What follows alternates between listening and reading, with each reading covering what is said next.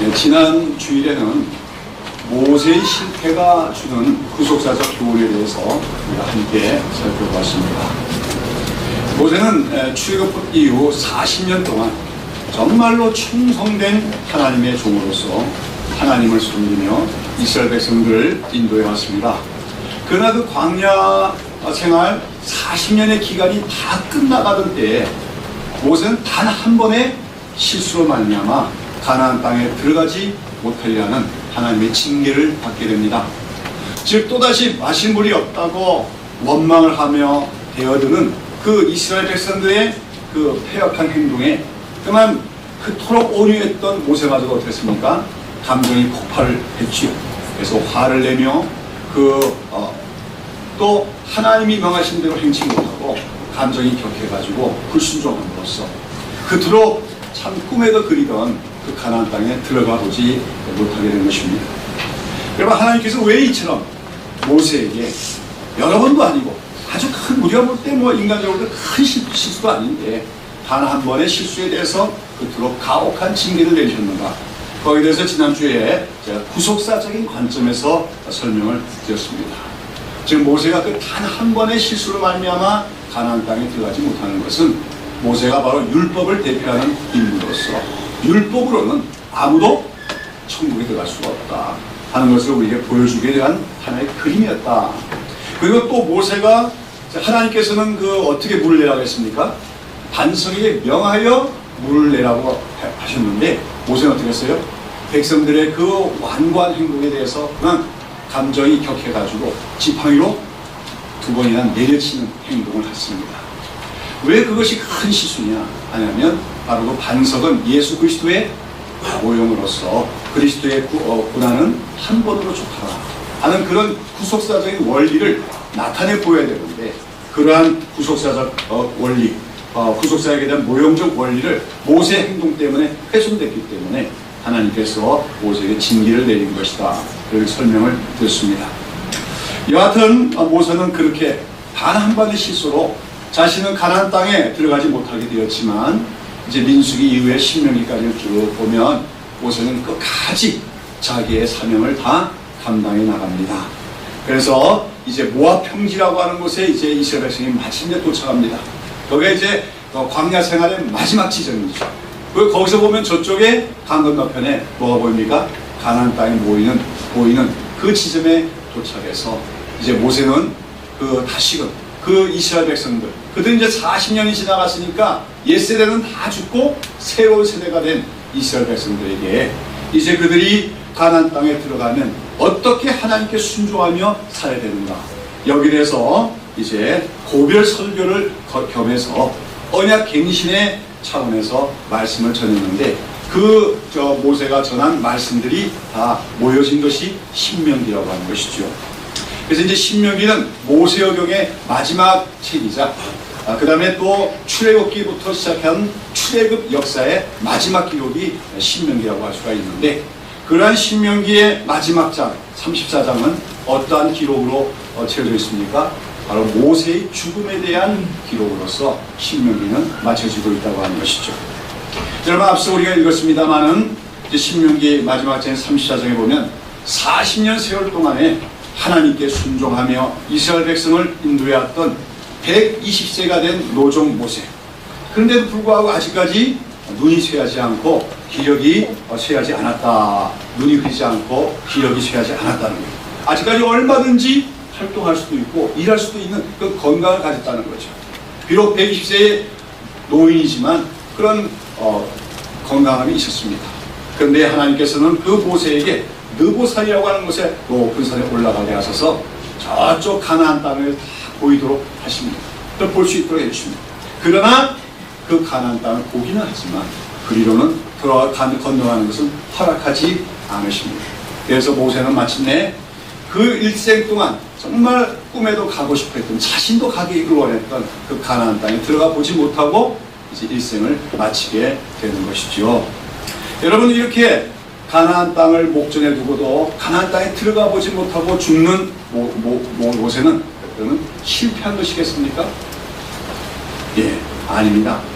우리가 비록 인간적인 면에서 볼 때 모세는 참 다소 쓸쓸하게 죽고 말지만 모세의 일생은 결코 실패한 것도 아니었고 또 그가 하나님으로부터 버림받은 것도 아니었음을 우리는 알아야 됩니다. 하나님께 징계는 받았지만 결코 그가 실패한 것, 전체적으로 실패한 건 아니다 하는 것이죠. 오늘 여기 신명기 34장 30절에 보시면 이 모세가 어떤 사람이었냐, 여기에 대한 하나의 총평이 한 구절로 나옵니다. 한번 읽어볼까요? 10절 다 같이. 그 후에는 이스라엘의 모세와 같은 선지자가 일어나지 못하였나니 모세는 여호와께서 대면하여 아시던 자요. 하나님을 대면하여 아는 자다. 마치 하나님과 친구처럼 대화하면서 하나님의 뜻을 받아서 또 그것을 백성들에 전하고 실천했던 사람이라는 거죠. 모세는 한마디로 충성스러운 하나님의 종이며 신의 산 언약의 중보자이었으며 하나님과 얼굴을 마주하며 대화하던 사람으로서 그는 아주 특별한 선지자였다. 우리 모세는 선지자였다는 사실을 우리가 알아야 돼요. 그래서 이제 신명기 안에 보면 중요한 예언들이 있는데 그 중요한 예언 중에 하나가 뭐냐면 결국은 신의 산 언약은 깨어지고 말 것이라는 것. 모세 자신이 신의 산 언약을 수립하되 중보자였으면서도 신의 산 언약을 실패할 수밖에 없음을 얘기합니다. 그 이유가 뭐냐? 이스라엘 백성들은 목이 곱고 뭡니까? 마음의 할례를 받지 못했기 때문이다. 그래서 결국은 장차 이스라엘 백성들에게 어떤 게 이루어지느냐? 마음의 할례를 받는 일이 있어야만 그들이 하나님께 순종하게 되리라고 하는 새 언약에 대한 예언까지도 하고 있지요. 아무튼 그 모세는 선지자로 했는데 여기서 하나님께 뭡니까? 이후에 그 후에는 이스라엘 모세와 같은 선지자가 일어나지 못하였다. 이 말은 어떤 말이겠습니까? 그래서 모세만큼 크고 위대한 선지자가 없단 말도 되겠죠. 모세만한 큰 선지자가 없단 말도 되지만 이 말 속에는 이제 장차 메시아가 오되 바로 모세와 같이 하나님을 대면하여 아는 자로서의 특별한 선지자가 올 것이다 하는 그런 의미를 내포하고 있습니다. 자, 이 말씀을 우리가 이해하려면 신명기 18장을 참고해야 돼요. 신명기 18장 18절과 19절 보시기 바랍니다. 신명기 18장 18절 19절 다 같이 한번 읽어봅시다. 같이. 내가 그들의 형제 중에 너와 같은 선지자 하나를 그들이 위하여 일으키고 내 말을 그 입에 두리니 내가 그에게 명하는 것을 그가 우리에게 다 구하노라. 무릇 그가 내 이름으로 구하는 내 말을 듣지 아니하는 자는 내게 벌을 받을 것이요 하시죠. 하나님께서는 이제 거기 보면 이제 신명기 18장에 거짓 선지자에 대한 경고를 하십니다. 앞으로 거짓 선지자들이 많이 일어날 것인데 그 거짓 선지자들을 경계하라고. 그래서 이제 말하는 모세는 참된 선지자의 모범이죠. 근데 하나님께서 뭐라 합니까? 장차 너의 형제가 아니야. 말하자면 이스라엘 가운데 모세, 너와 같은 선지자 하나를 일으키라. 모세와 같은 선지자 한 사람을 일으키라고 말씀합니다. 근데 그는 어떤 선지자냐? 하나님께서 말씀을 그에게 주시고 그가 백성들에게 말씀을 전하는데 고하는데 그 전하는 말씀을 듣지 않는 자에게는 하나님이 벌을 내리시라. 말하면 그 선지자는 신적인 권위를 가지고 말씀을 전하는 그런 대언자가 되려고 합니다. 바로 이 모세와 같은 한 선지자, 이 말은 바로 신적인 권위를 가진 선지자가 나타날 것이라는 말로서 바로 이 말은 나중에 유대인들이 바로 장차 오실 메시아라는 말로 이해하게 됩니다. 그래서 모세와 같은 그 선지자가 메시아로 오실 것이다. 유대인들을 기대하게 되죠. 그래서 이제 요한복음에 보면은 예수님이 행하시는 많은 일들을 보고 사람들이 묻습니다. 이분이 바로 그 선지자가 아니냐. 그 선지자는 말이 뭐예요? 그 하나님께서 신명기에서 예언하신 바로 모세와 같은 선지자가 아니냐. 이렇게 묻는 것을 볼 수가 있지요. 또 같은 내용으로서 마태복음 17장에도 보면 예수님께서 이제 그 마지막 고난을 앞두고 예루살렘에 올라가시다가 어떤 산에 올라갔죠? 거기서 기도하시던 중에 어떡합니까? 영광스럽게 변화가 되었는데 그때 누가 나타납니까? 모세와 엘리야도 역시 영광스러운 모습으로 나타났어요. 그리고 그때는 그냥 그 변화된 모습, 그게 너무나 영광스러운 나머지 베드로가 어떡합니까? 황홀하죠. 그래가지고 주여 우리가 여기 가서 싸우니 여기다가 초막셋을 짓고, 하나는 우리 주님께서, 하나는 모세가, 하나는 엘리야가 살고 우리는 그 옆에서 살았으면 좋겠습니다. 이렇게 요청을 하죠. 그때 하늘로부터 음성이 들려옵니다. 어떤 음성이 들려옵니까? 이는 내 사랑하는 아들이요 이리요 내 기뻐하는 자니 너희는 저의 말을 들으라 하는 말씀이에요. 이 말씀은 원래 이제 마태복음 3장인가요? 거기 보면 예수님이 세례를 받으실 때 들려온 음성과 비슷하죠? 그때도 이는 내 사랑하는 아들이요 내 기뻐하는 자라 하는 말씀이 있는데, 근데 여기 변화선에서는 하나 더 추가되어 있죠. 너희는 그 말을 들으라 하는 말이에요. 여러분, 이런 하나의 말씀이 다 성경의 인용입니다. 이는 내 사랑하는 아들이와 말은 시편 2편에 나오는 그 왕의 대관식의 시편의 인용으로서 예수님이야말로 진정한 이스라엘의 왕으로서 참된 하나님의 아들이라 하는 것을 말씀하는 것이고, 내 기뻐하는 자라고 하는 것은 이사야서 53장에 나오는 고난받는 종, 바로 하나님의 말씀에 순종하기 위해서 고난받는 종, 그러나 하나님의 기쁘심을 받는 종이 바로 예수님이심을 말씀하는 거예요.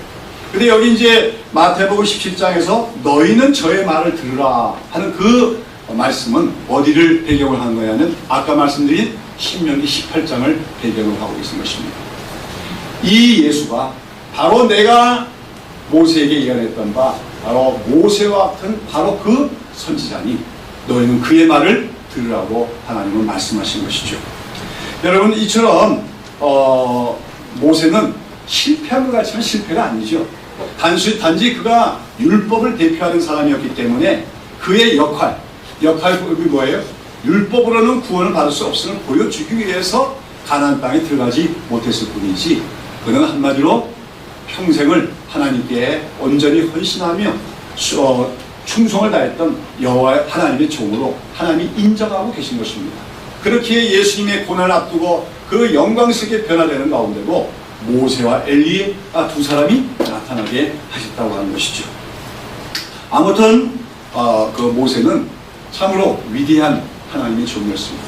정말 위대한이라는 표현이 어색하지 않을 정도로 그는 참 그릇도 크고 인격도 그렇고 신앙도 그렇고 그 다음에 그의 사역의 내용도 충실할 정도로 위대한 하나님의 종이었습니다. 그런 가운데 이제 모세 오경과 그 다음에 출애굽기로부터 신명기까지 이어지는 출애굽의 역사 기록은 그러한 모세의 죽음에 대한 기사로 끝이 납니다. 그리고 나서 이제 어떤 책으로 넘어가게 됩니까?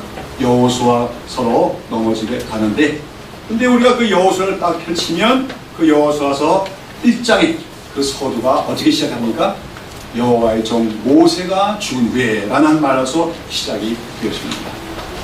여호수아는 어떤 책입니까? 여호수아서는 한마디로 하나님의 언약이 성취되어서 아브라함의 후손인 이스라엘 백성들이 기업에 가나안 땅을 기업으로 차지하는 이야기죠. 그래서 그 땅에 들어가서 그 땅에 살고 있는 원주민 가나안 족속들을 다 정복하고 그 땅을 차지하는 언약이 성취되는 이야기죠. 자, 그런데 그 말하는 이스라엘 백성들은 출애굽한 이후에 출애굽은 했지만 그러나 아직까지도 애굽 땅에서 그 몸에 배인 뭐가 남아있습니까? 노예 근성이 남아있어서 하나님께서 그들에게 있는 그 노예 근성을 벗어버리게 하는데 몇 년이 걸린 거예요? 40년의 세월이 걸린 것이죠. 그러고 나서 이제 마침내 이제 하나님의 백성으로 또 하나님의 군대로 이제 잘 훈련된 이스라엘이 가나안 땅을 들어가서 그 땅을 정복하고 차지하도록 하게 하는 이야기가 여호수아의 주제입니다. 그런데 이러한 하나님의 약속이 이루어지는, 그래서 하나님의 약속하신 그 기업의 땅에 가나안 땅을 차지하는 영광스러운 시대가 오늘 이야기가 기록된 그 여호수아가 서가 어떤 말로 시작이 된다고요? 여호와의 종 모세가 죽은 후에라고 하는 말로 시작이 되고 있다고 하는 것입니다.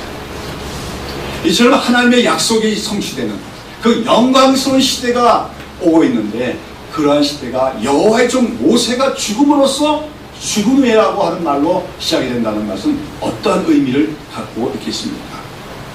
여기에 대해서 저는 한 두세 가지로 생각을 해보고 싶습니다. 제일 먼저 여호와의 종 모세가 죽은 후에라고 하는 말은 달리 말하면 여호와의 종 모세는 죽었지만 이런 말과 다름이 없다. 무슨 말입니까? 여호와의 종 모세는 죽었지만, 앞에다 더 첨부한다면 그 위대한 하나님의 종이었던 여호와의 종 모세가 죽었지만 어떻게 되는 겁니까?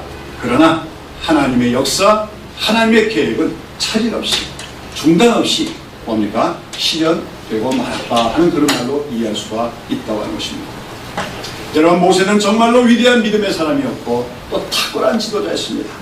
그는 신앙적인 면에서뿐만 아니라 인간적인 자질이나 능력 면에서도 정말 뛰어난 지도자로 준비된 사람이었습니다. 모세는 당시 세계에서 가장 문화가 발달된 대국인 애국에서, 그 왕궁에서 바로의 뭡니까? 공주의 양자라고 하는 그 왕자라고 하는 신분을 가지고 자랑하며 애굽의 모든 학술을 다 배워 그 말과 행사가 능했던 사람이었습니다. 그런데도 하나님은 그를 사용하지 않아요. 그를 실패를 겪게 하시고 미디안 강야에 가서 40년 동안 목동생활을 하면서 낮아지고 겸손하게 온유하게 되도록 연단하십니다. 그랬던 모세, 아마 이러한 모세처럼 정말 인류 역사상 모든 자질과 능력을 다 갖추고 인격마저도 연단되어진 지도자는 찾아보기 힘들 겁니다. 한마디로 모세는 위대한 하나님의 종입니다. 위대한 지도자입니다. 그러나 그러한 모세가 죽었다고 해서 하나님의 역사가 차질이 온다든지 하나님의 역사가 중단되는 것은 아니더라 하는 것을 여호수아서 1장은 말하고 있다고 하는 것이죠. 여러분, 한 세대는 가고 또 다른 세대가 오지만 오고 오는 세대 속에서 모든 인간의 역사, 특별히 하나님 나라의 역사는 하나님의 장중에 붙잡혀 있으며, 그런 하나님의 주권적인 역사 운행 속에서 하나님의 종들과 하나님의 사람들은 모두가 다 하나님이 사용하신 도구일 뿐이다 하는 사실을 우리는 여기서 다시 한번 인식해야 됩니다. 달리 말해서 사람은 갈지라도 하나님은 여전히 살아계십니다. 사람은 떠나가도 하나님은 항상 계십니다. 요 때때로 사람은 실패할지라도 하나님께서는 하나님 당신의 일을 친히 이루어 가십니다. 소위 어떤 위대한 하나님의 종들이 역사의 현장에서 사라지더라도 하나님의 주권적인 역사 운행은 지장이 없습니다. 하나님의 주권적인 섭리와 역사 운행은 그런 인간의 어떤 살고 죽고 하는 문제에 따라서 중단되는 것이 아니라고 하는 말씀입니다. 여러분, 오늘도 우리 하나님의 일을 하는 사람들, 특히 하나님의 교회를 섬기는 주님의 종들이라고 하는 사람들이 정말 철저히 가야 될 기본 사상이 바로 이러한 하나님 주권 사상인 것입니다. 세상이 어떻게 변하고 사람들이 어떻게 변할지라도 오늘도 역사의 주인이신 하나님은 살아계시며, 하나님의 일은 누가 하시는 거냐? 하나님이 하신다는 겁니다. 사람이 이루어내는 것이 아니다 하는 것을 철저히 믿어야 된다는 것이죠. 그리고 그런 하나님의 주권적인 역사 운행 속에서 하나님의 종들과 하나님의 사람들은 다 하나님이 사용하신 도구에 불과하다 하는 사실을 우리는 굳게 믿어야 됩니다. 말하자면 어떤 특정한 인간들에 의해서 하나님의 큰 일이 이루어질 수 있다 하는 것은 인본주의적인 생각에 지나지 않음을 알아야 되는 것입니다. 모세는 죽었습니다. 그는 위대한 종이었습니다. 그러나 하나님께서는 모세가 죽은 후에 오히려 하나님의 역사를 진행해 나가셨다, 이루셨다 하는 것이 오늘 본문에서 여호와의 종 모세가 죽은 후에라고 하는 구절의 첫 번째 의미입니다. 다음으로 여호와의 종 모세가 죽은 후에라고 하는 이 구절의 또 다른 의미는 여호와의 종 모세는 죽었지만 그가 가졌던 꿈은 마침내 이루어지게 되었다 하는 의미로도 이해할 수가 있습니다. 여러분, 모세는 죽었습니다. 그러나 그는 하나님의 말씀 안에서, 하나님의 언약 안에서 꿈을 가졌던 사람으로서 그가 가졌던 꿈은 무엇입니까? 가나안 땅에 들어가서 그 땅에 하나님 나라를 세우는 것이 모세의 꿈이었습니다. 그러나 그는 그런 가나안 땅을 멀리서만 바라보고 들어가지 못하고 죽습니다.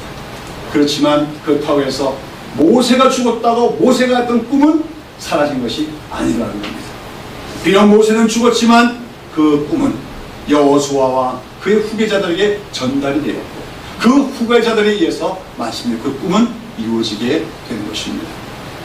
우리는 여기서 하나님 역사의 연속성을 발견하게 됩니다. 하나님께서는 때때로 어떤 믿음의 사람들에게 꿈을 주시고 비전을 주십니다. 말씀 안에서. 그런데 그 믿음의 사람들 당사자의 뒤에는 그 꿈이 실현되지 않는 때가 많습니다. 그러나 그 꿈이 그 후의 사람들에게 전달되었을 때 언젠가 가서는 그 꿈이 이루어지는 것, 그것을 통해서 하나님이 역사하시는 방식이라고 하는 것이죠. 모세는 죽었지만 약속의 땅, 하나님이 언약 안에서 주시겠다고 한 기업의 땅, 하나님 나라의 꿈을 그는 품었었고 그 꿈을 자기의 후계자들에게 남겨줬습니다. 그리고 그로 말미암아 모세가 죽은 후에 그 꿈은 실현되어서 마침내 이스라엘 백성들이 약속의 땅인 가나안 땅에 들어가게 된 것입니다. 우리는 흔히 말하기를 호랑이는 죽어서 뭘 남기고요? 가죽을 남기고 이름을 남긴다는 말을 합니다. 그래서 많은 사람들이 후세의 이름 석자를 남겨보려고 많은 데로 가며 애를 씁니다. 하다못해 산에 가서 바위에다가 자기 이름을 새기지 않나, 무슨 별로 수준도 없는 못 미치는 그 책을 펴내면서 출판 기념을 갖지 않나, 무슨 자기 이름으로 된 기념관을 짓지 않나, 이름 남겨보려고 애를 씁니다. 그러나 저는 참된 하나님의 사람, 참된 믿음의 사람, 참된 하나님의 종들은 죽어서 무엇을 남길 것인가 할 때 무엇보다도 말씀 안에서의 꿈을 남겨야 된다고 저는 믿습니다. 하나님의 말씀에 기초해서 하나님이 보여주신 꿈, 특별히 하나님 나라의 꿈을 간직하며 그 꿈을 바라보며 살아가고요. 그러면서 자기는 죽을지라도 그 꿈을 또 다른 세대에게 전할 수 있는 사람, 그것이 바로 믿음의 사람이라는 것입니다.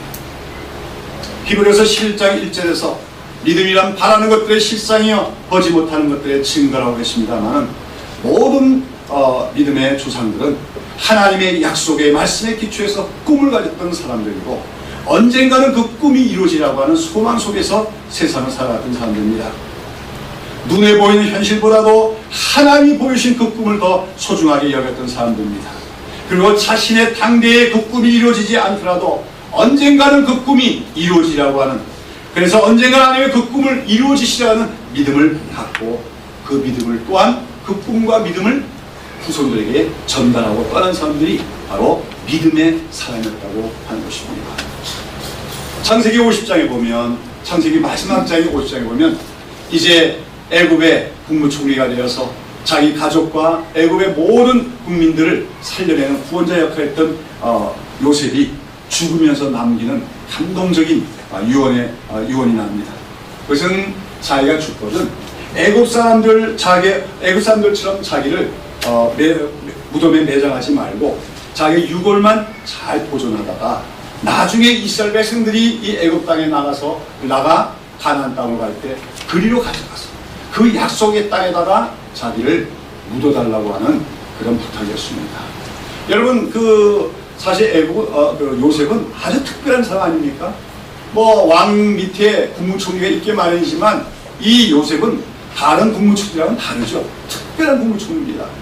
그 국가 전체를 구원해낸 그런 국무총리로서 바로가 모든 권세를 다 이양했던 그런 막강한 실력자였습니다.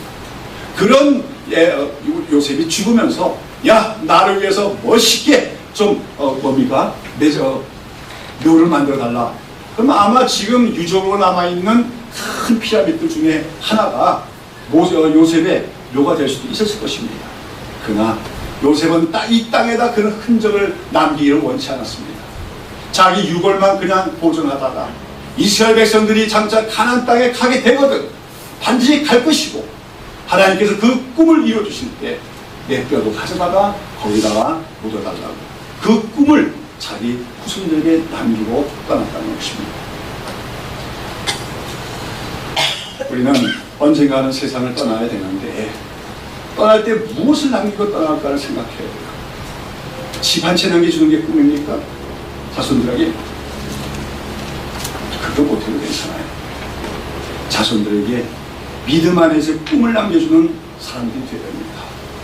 그것이 가장 소중함을 역설적으로 증거하면서 떠날 수 있어야 됩니다. 그게 믿음의 사람입니다. 모세는 자신은 가나안 땅에 들어가지 못했지만 그 가나안 땅은 하나님께서 우리의 조상인 아브라함과 언약하시며 주신 땅이라는 것을 그는 알고 그 가나안 땅에 하나님을 섬기는 하나님 나라가 세워지는 영광스러운 꿈을 바라보았던 사람입니다.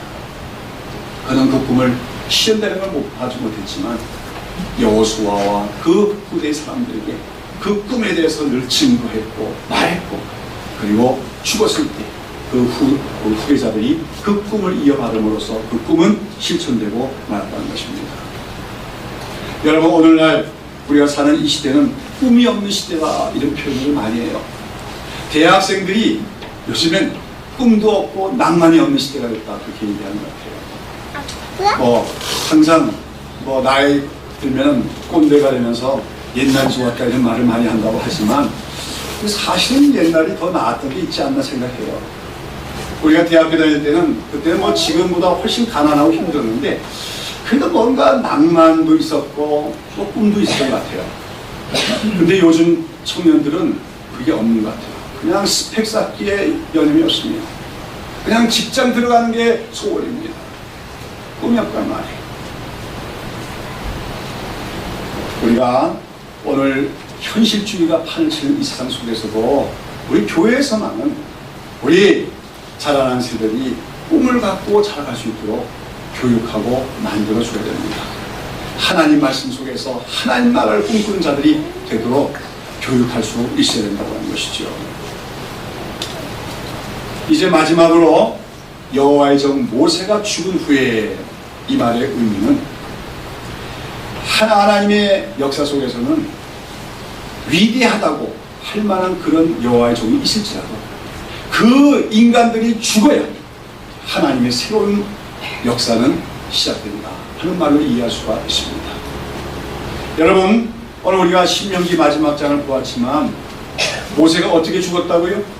느부산 꼭대기에 올라가서 가나안 땅을 바라보고 죽었습니다. 어떻게 죽은지 몰라요. 하나님은 그냥 걸어가신 거예요. 숨을 걸어가신 거예요. 그런데 모세가 어디서 죽었는지도 사람은 몰라요. 모세가 어느 날 산에 올라가더니 사라진 거예요. 그리고 하나님께서 모세는 죽었다 얘기하시는 거죠. 모세가 어디 매장됐는지도 모릅니다. 하나님이 매장시킨 것이죠. 여러분, 내가 많은 수고를 하고 그랬지만 장례식이라도 잘해주면 얼마나 위로가 될까 생각하지 않습니까? 근데 모세는 시체도 발견할 수 없었어요. 매장지도 알 수 없었어요. 비석 하나 세울 수가 없었어요. 어떻게 보면 하나님께서는 모세를 죽이셨는데, 그렇지, 우리가 죽죠. 우리가 사실 죽는 게 엄격하게 말하면 하나님이 우리를 죽이시는 거 아닙니까? 솔직히 말해서. 근데 하나님께서는 모세를 얼마큼 죽였어요? 철저히 죽이셨다는 거예요. 육체의 생명만 걷어간 것이 아니라 그의 흔적까지도 없게 하셨다고 하는 것입니다. 여호와의 종 모세가 죽은 후에란 말은 그처럼 하나님께서 모세를 철저히 죽이심으로써 새로운 시대가 올 수 있었다 하는 걸 우리한테 말해주고 있다고 하는 것입니다.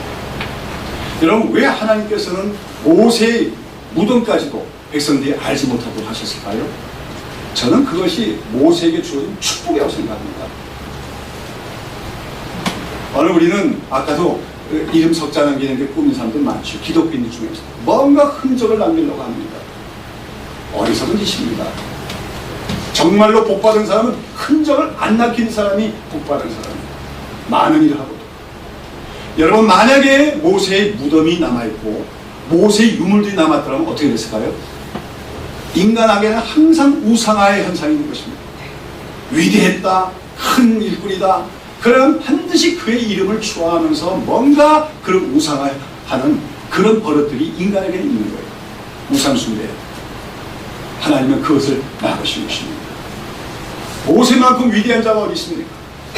하나님이 물론 이스라엘을 구원해냈지만 어쩌면 모세는 이스라엘의 구원자입니다. 40년 동안 그들을 인도한 자요, 이스라엘 민족의 국가의 헌법을 만든 자요, 나라의 기초를 만든 사람입니다.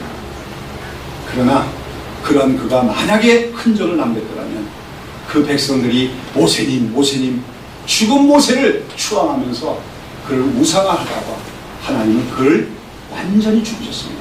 흔적조차도 없게 하셨습니다. 그것이 사실은 모세에게 주어진 축복임을 알아야 돼요. 여러분 가끔가다 혹시 공동묘지나 뭐 그런 데 가셔서 어떤 사람들 막 큰 묘를 만들고 뭐 번듯하게 갖고 오는 거 부럽습니까? 바보 같은 짓이죠. 어리석은 짓이에요. 가장 위대했던 여호와의 종 모세, 아무 흔적도 안 남긴 것이 진정한 축복이었다고 하는 것입니다. 여러분, 모세가 그렇게 완전히 역사의 무대에서 사라지게 하신 건 하나님의 뜻이었습니다. 그리고 새로운 시대가 오게 되어진다는 것입니다.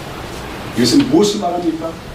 오늘 하나님의 일을 하는 사람들 가운데서 나름대로 아무리 많은 수고를 하고 아무리 많은 공헌을 했을지라도 역사의 무대에서 완전히 사라져야만이 하나님의 영광스러운 시대는 올 수 있음을 우리에게 말해주고 있다고 하는 것입니다. 오늘 하나님의 종이란 말이 무슨 말입니까? 종은 주인이 시킨 대로만 일할 뿐이에요. 종이 아무리 많은 일을 했어도 주인 앞에서 내가 이렇게 많이 했습니다, 자랑하거나 뽐내면 안 된다는 거예요. 그래서 예수님의 말씀에도 나오지만 누구보다도 많은 수고를 했고 누구보다도 많은 업적을 이루실지라도 우리가 주님으로부터 명령받은 것, 사명을 받은 것 다 이행하는 후에는 뭐라고 얘기합니까? 우리는 무익한 종이다. 우리의 하여야 할 일을 했을 뿐입니다. 이렇게 고백해야 그의 참된 믿음이요 참된 믿음의 사람, 하나님의 종임을 예수님은 말씀하셨습니다. 여호와의 종 모세가 죽은 후에 가나안 땅으로 가라 하나님의 말씀이 주어졌다는 건 무엇입니까? 사람들의 눈에 볼 때는 위대하게 보일지 몰라도 그러한 하나님의 사람들이 역사의 무대에서 완전히 자기 흔적조차 남기지 않고 사라져갈 때 하나님이 이룩하시는 새로운 시대는 올 수 있다 하는 것을 우리에게 역설적으로 말해주고 있다는 것이죠. 그래서 종교개혁자 칼빈은 모든 수고는 내가 하고 모든 영광은 하나님께 라고 하는 좌우명을 가지고 살았고 그랬지만, 그래서 칼빈은 어떤 기념비는커녕 기념가는커녕 비석 하나 남기지 않고 갔습니다. 근데 오늘 한국교회는 어떻습니까? 이름 남기려고 애를 씁니다. 자기 이름 숫자 남기려고 애를 씁니다. 한국교회에서 최고로 존경하는 목사라고 하는 H 목사님이 있는데, 그분은 보니까 자기 살아있을 때 자기 이름으로 일컬어지는 기념관 건립한 데 갖고 커팅하더라고요. 자기 이름 기념한 데 가서. 그렇게 자기가 잘났습니까? 그렇게 자기가 위대합니까? 모세는요, 그런 H 목사, 아무개 목사보다 수천 배 더 많은 큰일을 했지만 흔적조차 남기지 않고 떠나갔다는 얘기예요. 그랬더니 이스라엘 백성들이 가나안 땅을 차지하게 되는 새로운 시대, 영광스러운 시대가 왔다고 성경은 말하는 것입니다. 하나님의 종은 죽어야 됩니다. 완전히 죽어야 됩니다. 내 이름, 내 명예 남기려고 하면 거기서 지저분한 일들이 생겨나게 되는 거예요. 연애전부터 우리 한국교회에서는 소위 대형교회 목사들이 자기 아들들에게 교회를 넘겨주는 소위 담임 목사 세습이라고 하는 그런 현상이 일어나고 있어요. 교회 안팎에서 그렇게 비판이 되는데도 기어이 대형교회 목사는 꼭 이루고 만들더라고요. 꿈을 이루어진다 했으면 그분들의 꿈은 바로 그렇게 아들들에게 교회 물려주는 건가 봐요. 더러운 꿈입니다. 치사한 꿈입니다. 모세가 꾼 꿈하고는 비교가 안 되는 땅에 속한 육체적인 꿈이지. 왜 그래요? 그 대형교회가 누가 이룬 거라는 겁니까? 내가 이뤘다는 거죠. 그들은 하나님의 종이 아닙니다. 자기 일을 한 사람뿐입니다. 산산수훈의 마지막으로는 뭐라고 합니까? 많은 사람이 그때 주님 앞에 나서 주여 주여 우리가 주의 이름으로 귀신을 쫓아내며 뭡니까? 하나님의 말씀을 전하며 큰 일을 했나이다. 예수 말씀하십니다. 불법을 행하는 자들아, 내가 너희를 도무지 알지 못하나니 나를 떠나라고 얘기합니다. 무엇이 불법인지 압니까? 입으로는 주여 주여 하면서도 사실은 누가 주인이에요? 자기가 주인 행세하는 사람이 그게 불법을 행하는 자입니다. 모세는 정말 충성된 하나님의 종이었어요. 그렇죠? 하나님이 그렇게 만드셨죠. 또 어떻게 보면 완전히 죽었습니다. 그는 자기의 시신마저도 남기지 않고 떠나갔습니다. 그게 하나님으로부터 받은 큰 축복이죠. 오늘 우리 한국교회를 보면서 안타까운 것이 그것입니다. 저는 목회를 하면서 정말 꿈을 얘기하지만 정말 하나님의 영광을 보기를 원해요. 이 한국의 역사 속에, 우리 한국교회의 역사 속에 우리 하나님의 영광이 나타나는, 이 땅에 완벽한 게 아니라 그래도 하나님 나라의 모습이 비슷하게라도 이루어지는 그런 시대를 꿈꿔왔지만 이제는 그 꿈을 접어야 되지 않나 하는 생각까지 듭니다. 그리고 그 이유가 뭡니까? 하나님의 종들이 죽지 않기 때문입니다. 왜 교회 안에 공로 목사가 있어야 되고 원로 목사가 있어야 됩니까?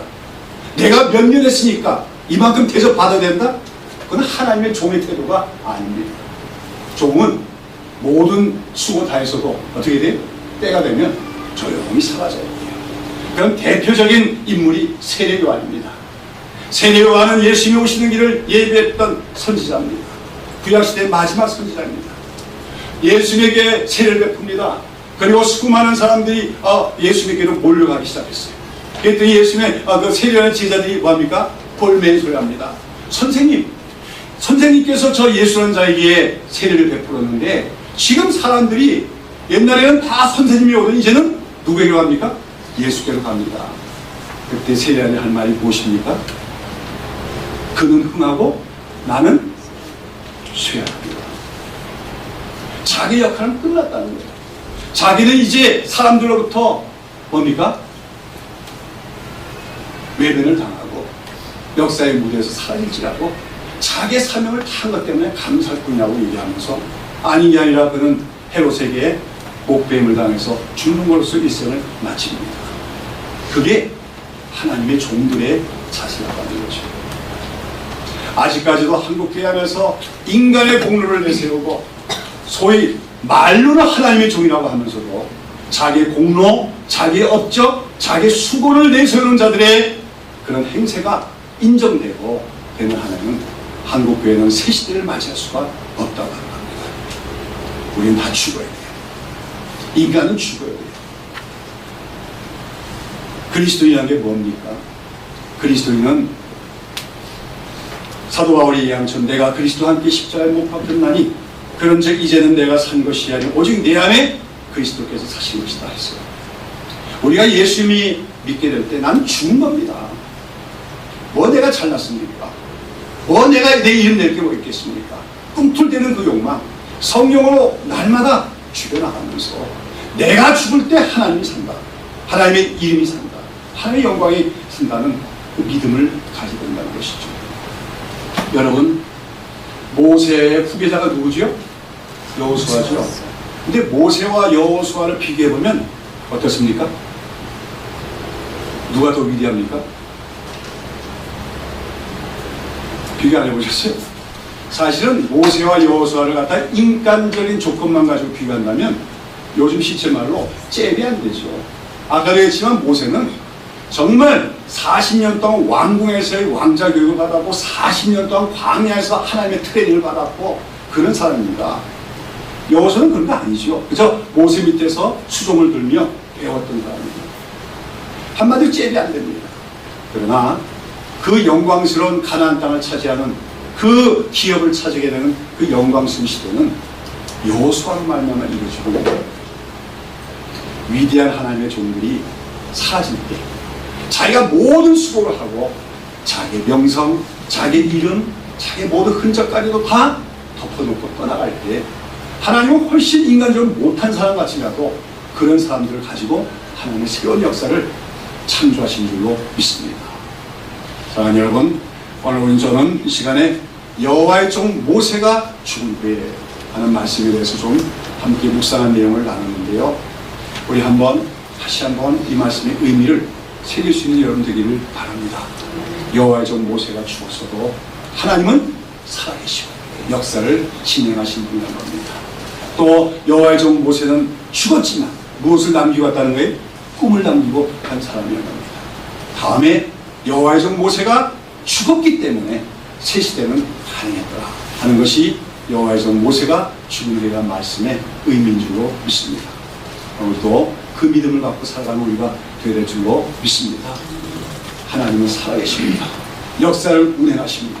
주권적으로 이루가십니다. 그 속에서 우리는 모두가 다 우리는 하나님의 종에 불과합니다. 많은 수고를 하고 많은 일을 했을지라도 우리는 무익한 종이라고 고백할 때 거기서 하나님의 영광을 나타내고 또 새로운 시대는 올 수가 있게 되는 줄로 믿습니다. 기도하겠습니다.